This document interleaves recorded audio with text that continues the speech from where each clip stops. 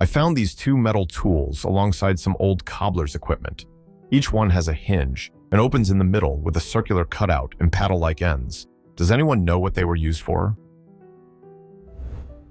What you found is an antique shotgun shell priming tool, a hand-operated device used in the late 19th century to remove spent primers from brass shotgun shells and insert new ones.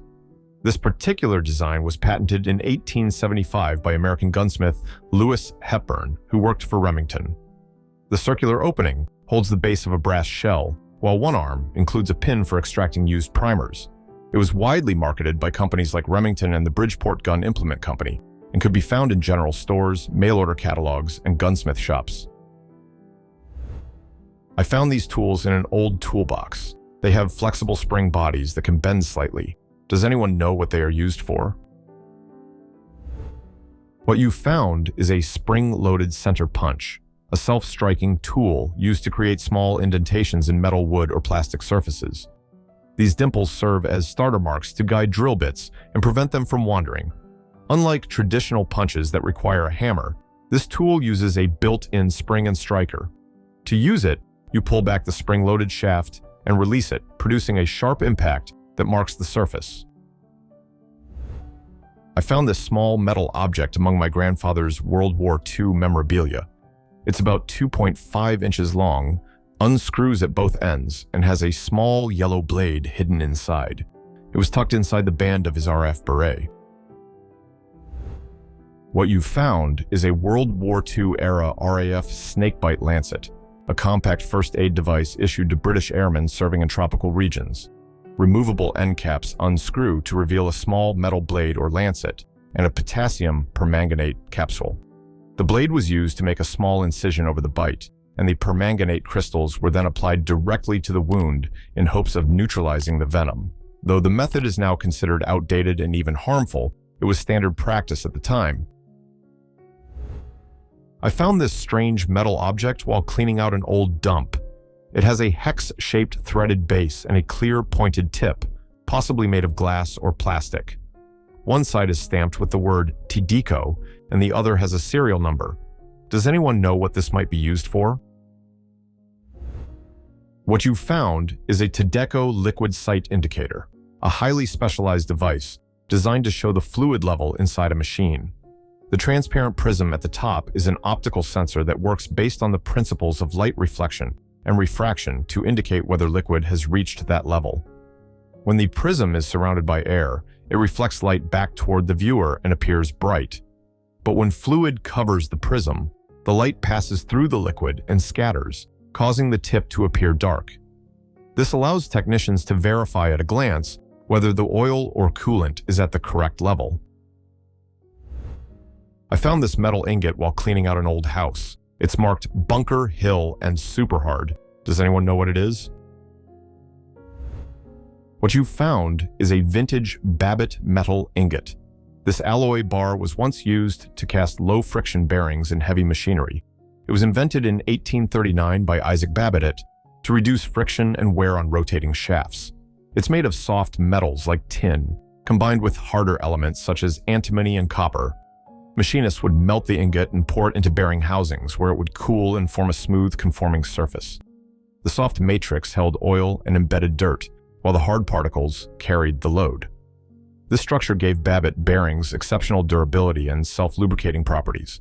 It was widely used in steam engines, mills, locomotives, and early cars, including the Ford Model T. The Bunker Hill name refers to the historic lead and zinc smelter in Kellogg, Idaho, which produced these ingots for industrial use throughout much of the 20th century. I found this unusual metal object in a box that belonged to my Swedish grandfather. The design includes two round-lidded compartments and a curved brass tray in the center. Does anyone know what this was used for? What you found is a vintage pewter inkstand made by Svenskt Tenn, a renowned Swedish design company founded in 1924. This particular piece, likely produced in the late 1920s or early 1930s, was created as a desktop writing accessory during the era of dip pens. It features two round-lidded compartments.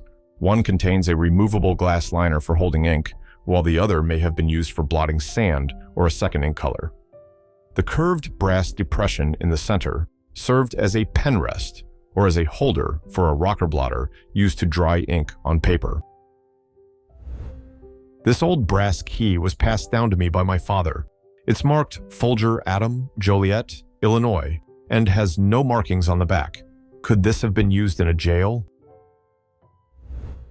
What you've found is a Folger Adam brass prison key, manufactured in Joliet, Illinois, likely during the mid-20th century. These heavy-duty keys were designed for use in correctional facilities to operate high-security mechanical locks on cell doors and detention gates.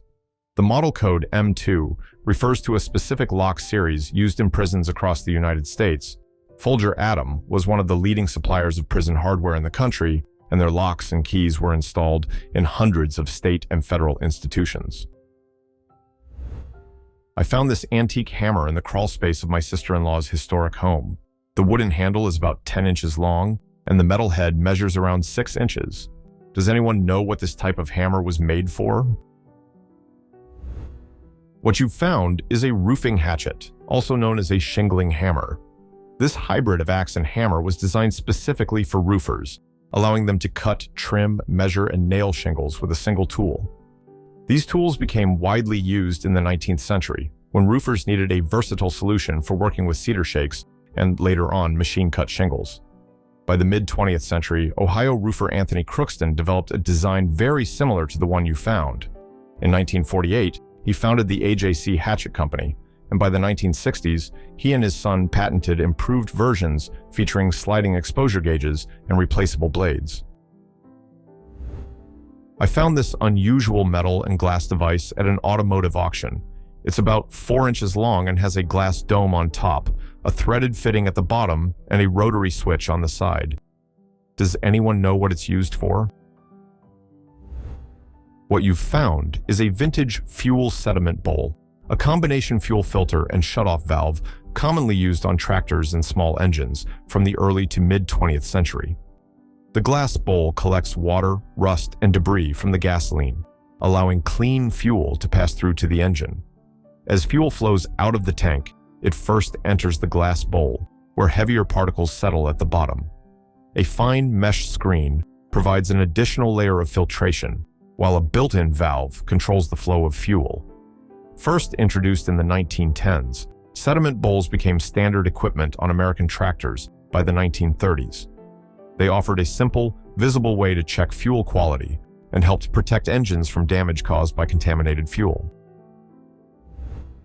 I bought this wooden string instrument with a metal face back in the 1990s from a shop that sold handmade items from developing countries. It has no markings or labels. Does anyone know what it is? What you found is a handcrafted tunak, a traditional string instrument played by the Karen people of Myanmar and Thailand. The tunak is one of the last surviving arched harps in Asia. It features a curved wooden neck with wooden tuning pegs, a hollow wooden body, and a thin metal soundboard. Traditionally, the tunak is used to accompany singing, including folk legends, love songs, and lullabies. I found this unusual object in my garage. It folds clothes like it might be some kind of press, but I have no idea what it's actually used for. Can anyone help identify it? What you found is a Little Giant hand juicer, patented in 1881 by inventor Joseph Stieber of San Francisco. This heavy-duty kitchen tool was designed specifically for pressing lemons and other citrus fruits. When the long handles are squeezed together, the hinged jaws close firmly around the fruit, extracting juice with impressive force. These juicers were commonly used in saloons, restaurants, and large households, and were often sold in bulk to bartenders who needed to squeeze dozens of lemons each day. My dad has picked up 2 of these wooden items from junk shops over the years. The small tabs on the sides pop up, and we've always guessed they might be for a card game, but we've never figured it out. What you've found is a pair of antique whist counters, mechanical scorekeepers used in the popular 19th century card game of whist. Each wooden board features 5 pivoting tabs along one side, which players would flip to keep track of how many points their team had scored during a game. These devices were especially common in Victorian England and Gilded Age America, when whist was one of the most beloved parlor games played in homes, clubs, and social gatherings. Your set closely resembles the Foster whist marker, patented in 1892, which became one of the most widely adopted designs of the time. I found this small brass object that looks like a miniature lawnmower. It's about 2 inches long and has spiral blades inside a rotating outer sleeve. Both ends can be unscrewed and the center section can slide out. Does anyone know what this was used for? What you found is a man mower, a modern manual beard trimmer designed to maintain short facial hair. It works like a miniature push lawnmower. As you roll it across your skin, internal rotary blades spin and trim the hairs to a uniform length, leaving behind neat stubble. Although it looks like a vintage tool, the man mower is a recent invention. It was developed in the late 2010s by a British designer and introduced to the public through crowdfunding campaigns around 2020. I saw this large cast iron appliance at the Biltmore estate. It's marked Enterprise Manufacturing Company, Philly, USA. It looks like a kitchen device with a crank. Does anyone know what this was used for? What you found is an Enterprise sausage stuffer, a heavy cast iron kitchen appliance made in the late 19th century by the Enterprise Manufacturing Company of Philadelphia. Originally designed for stuffing sausages, it could also be used as a fruit press or even for making cider, tomato juice, and cheese. Enterprise patented the original version in 1876, and the design remained virtually unchanged for decades.